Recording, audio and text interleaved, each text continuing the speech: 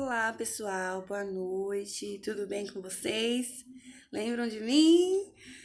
Já 2 semanas sem aula. Eu sou Eliane, professora de nutrição aqui do Instituto São Miguel. E nós, do Instituto São Miguel, em meio a essa situação de pandemia, não poderíamos deixar vocês, futuros profissionais de saúde, pessoas que irão atuar, em situações assim, parados, sem aula. Então vamos lá, vamos retomar as nossas vidas dentro das possibilidades. O ensino à distância é a realidade do mercado hoje, até para quando vocês forem fazer uma graduação, uma pós-graduação, vocês já estarem habituadas a esse tipo de ensino, tá bom? Como nós estamos aí 2 semaninhas sem nos encontrar, vamos relembrar as nossas últimas aulas, Para colocar o cérebro para funcionar novamente, meninas e meninos. Vamos lá. Então, na nossa primeira aula, nós entendemos o que é dieta, que ninguém está em dieta, a pessoa tem uma dieta que é um padrão de vida, que vai incluir alimentação, fatores emocionais, atividade física. A dieta é um padrão de vida. Dentro disso, nós aprendemos as dietas alimentares, hospitalares, no caso, que é a dietoterapia. Nós falamos sobre o nosso paciente de dieta livre, dieta branda, a dieta para hipertenso, para diabético. Nós falamos dos mais agravados também, que vão usar as dietas líquidas e semilíquidas, que é a nossa preocupação em fazer com que o nosso paciente evolua e volte a deglutir.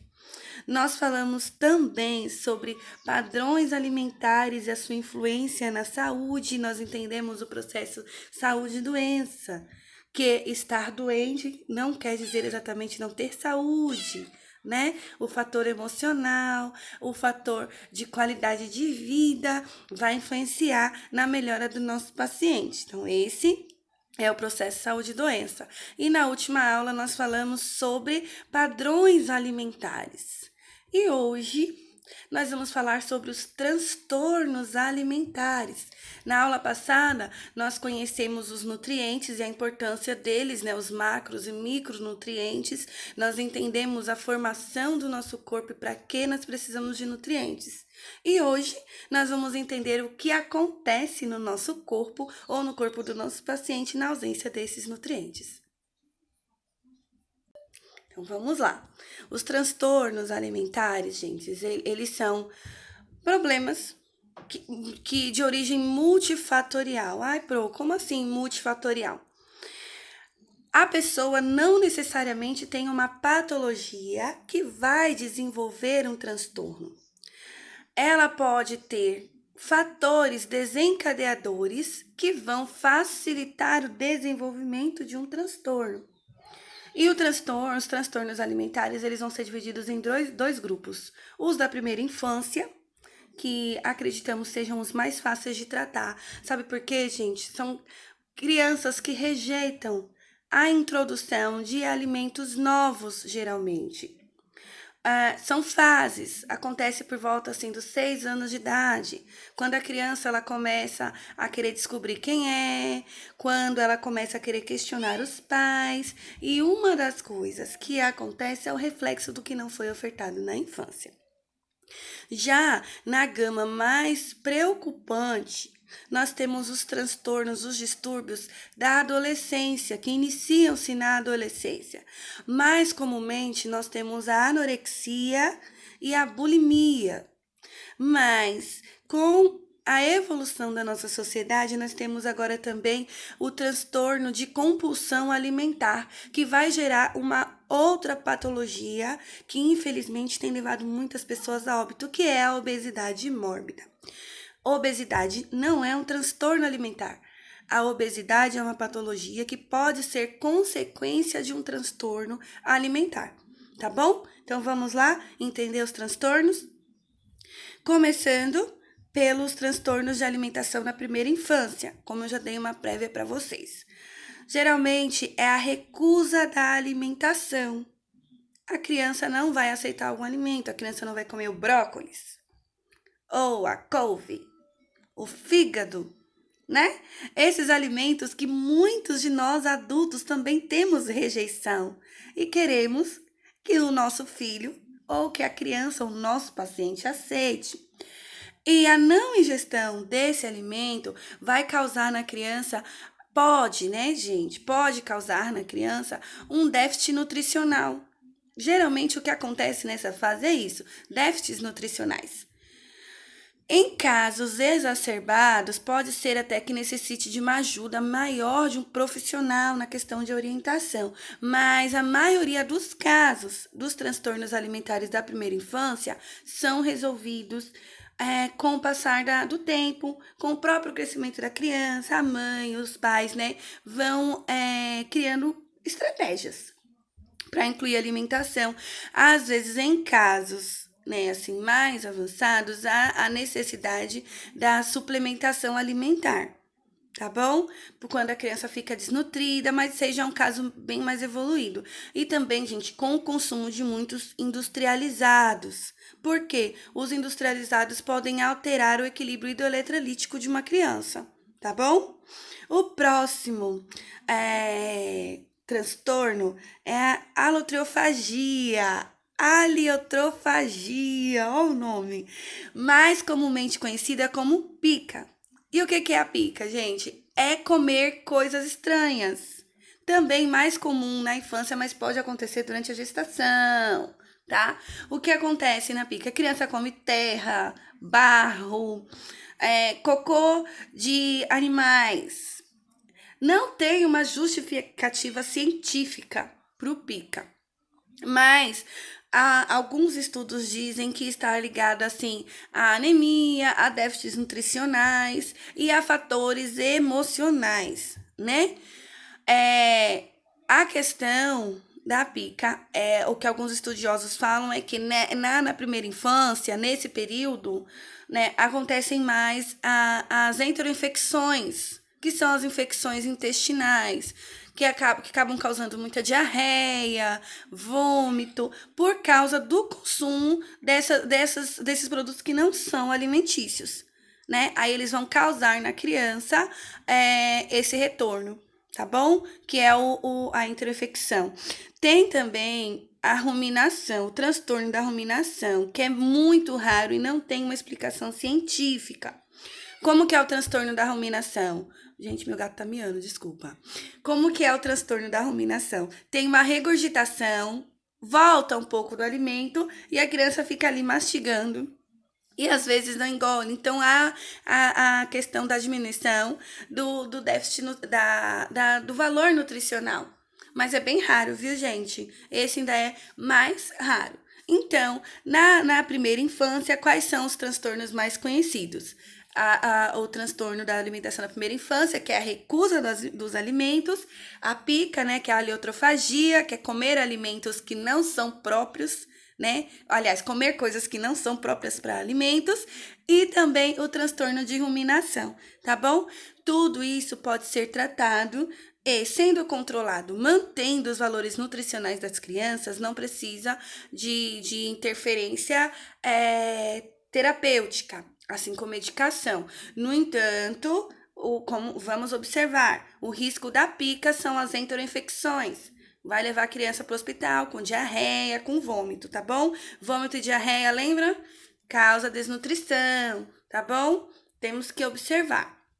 Indo agora para o próximo público-alvo, nós vamos entrar nos transtornos que levam a resultados ainda mais preocupantes. O primeiro dele é a anorexia nervosa. Gente, a anorexia, ela também é multifatorial. O que é multifatorial, Pro?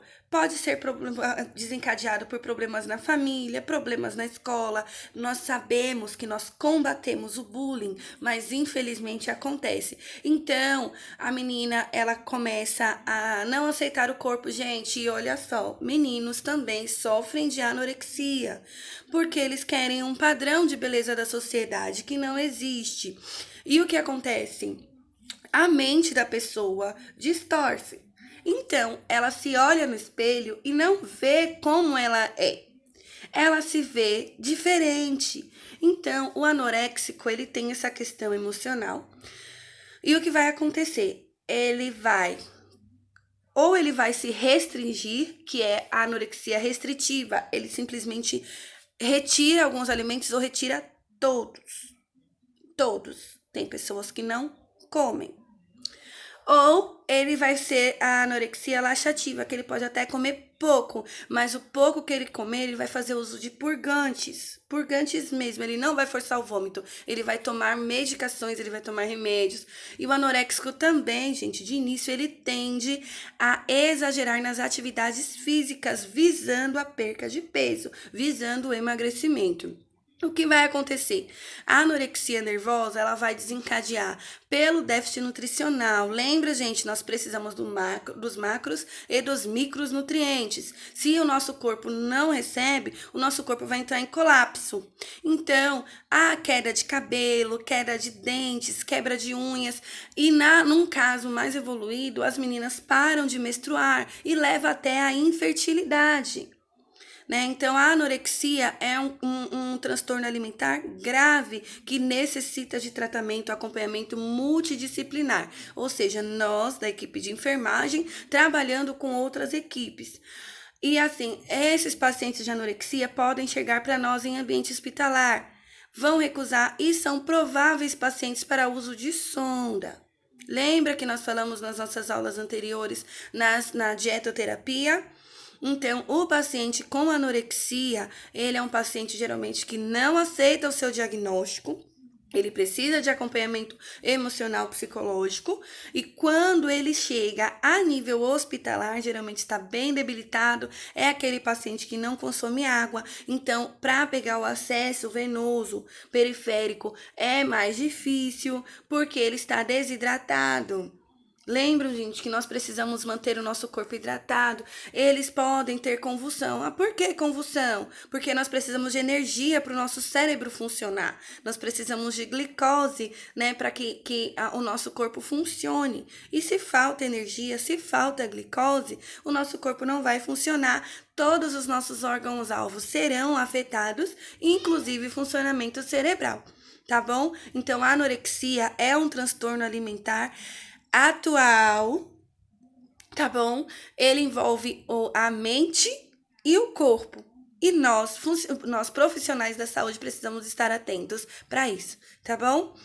O próximo transtorno, gente, um detalhe. Os estudos diziam que 90% dos casos de anorexia nervosa envolviam mulheres, jovens e adolescentes, mas hoje os homens também sofrem de anorexia, em algumas profissões ainda mais. Atletas, modelos, né? São profissões que acabam, assim, sendo propícias para desenvolver algum transtorno alimentar, ainda mais se a pessoa já tem um fator desencadeador, que pode ser o emocional, pode ser o familiar, aí ele só vai precisar de um fator preponderante, um estresse, uma cobrança, olha, tem uma gordurinha aqui, é o que falta para ele desenvolver esse transtorno. O outro transtorno é a bulimia nervosa. Diferente da anorexia, o bulímico ele não quer emagrecer. Ele não visa o emagrecimento exacerbado. No entanto, o descontrole emocional dele faz com que ele se alimente bastante e depois tenha um peso de consciência e coloque isso para fora. Eles geralmente provocam vômitos. Essas pessoas são aquelas que às vezes chegam na emergência porque engoliram uma escova de dente, entendeu? Porque eles usam para forçar o vômito. Outra coisa que acontece muito com o bulímico, eles desenvolvem problemas estomacais por causa desse processo. Engole muita coisa, põe de volta para fora. Geralmente são pessoas que estão no peso ideal ou um pouco acima do peso, e o estresse do dia a dia faz com que as pessoas usem a alimentação para se refugiar. Mas aí depois eles ficam com a consciência pesada e entram num círculo vicioso. Como eu coloquei para vocês, é um círculo vicioso. Come, vomita, come, vomita. Come, consciência pesada, vomita, consciência pesada porque vomitou, come de novo e assim por diante. Pode trazer outros transtornos? Pode evoluir para uma anorexia? Pode, gente. Porque tudo que não for tratado, ele pode ter uma evolução pior.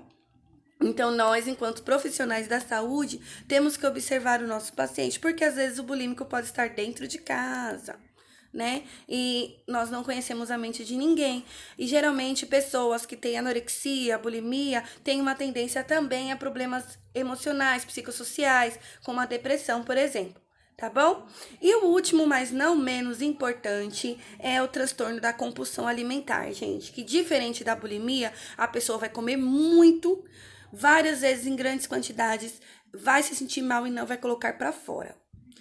Tem fatores emocionais? Tem. Lembra? Transtornos alimentares são multifatoriais, o emocional, o familiar, o ambiente, o estresse, né? Tudo isso vai influenciar.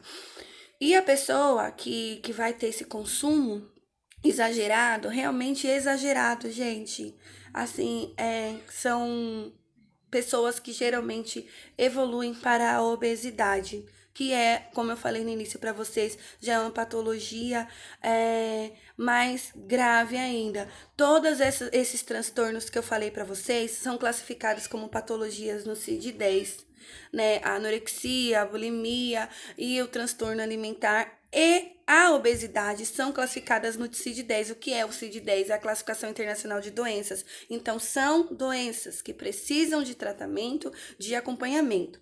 Nem todos vai ser o tratamento medicamentoso, mas o tratamento nutricional também e o acompanhamento psicológico. Tá bom, gente? E o transtorno de compulsão envolve essa questão totalmente emocional e, infelizmente, pode evoluir sim para a obesidade mórbida. E o tratamento da obesidade hoje é hospitalar, né? A maioria dos casos, inclusive, há necessidade da cirurgia bariátrica, que é a conhecida redução de estômago. Mas para que a pessoa chegue a esse ponto, a pessoa tem que passar por todo um tratamento, um acompanhamento com profissionais. Então, o que nós entendemos na aula de hoje? Que nós, como profissionais de saúde, como enfermeiros, como técnicos em enfermagens, nós precisamos observar o nosso paciente. Lembra? Porque você é o que você come. Se o nosso paciente não come ou se o nosso paciente come demais, ele também vai sofrer. E os tratamentos, como eu falei, nem todos serão medicamentosos, né? Esse paciente pode ser o paciente que você vai acompanhar no posto, no seu PSF, na sua OBS, vai ser o paciente que você vai conhecer na sua visita familiar, ou, em alguns casos, pode ser o paciente que segue para você na emergência, desnutrido, ou vá para sua enfermaria para fazer a reposição de nutrientes. Tá bom, gente? É a nossa primeira videoaula, espero que vocês tenham gostado. E agora vamos lá pro chat tirar as dúvidas e tem atividade, viu? Um beijo para vocês. Mantenham-se em casa, cuidem dos seus velhinhos, cuidem de vocês mesmos e se preparem porque vocês, enquanto profissionais da saúde, em breve estarão atuando. Beijo da Pro, foi um prazer, viu?